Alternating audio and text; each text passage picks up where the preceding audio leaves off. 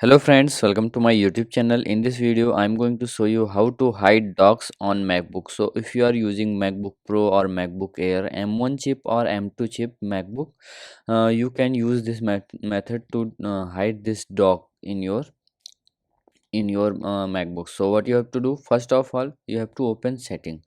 Okay, so when you open setting, you will see like this options. Now here you have to scroll down, and here you will see desktop and dock option. Okay, now just click on this desktop and dock option. Here you will see many options. Dock size, you can enlarge your docks, okay, like this. And after that, you have to just scroll down, and here you will see automatically hide and show the dock. Now you have to click on it. Now you will see that docks the dock on the MacBook is hidden. So like this, you can hide docks in your MacBook. So if you like this video, please like my video and also subscribe my channel for more MacBook or technical videos.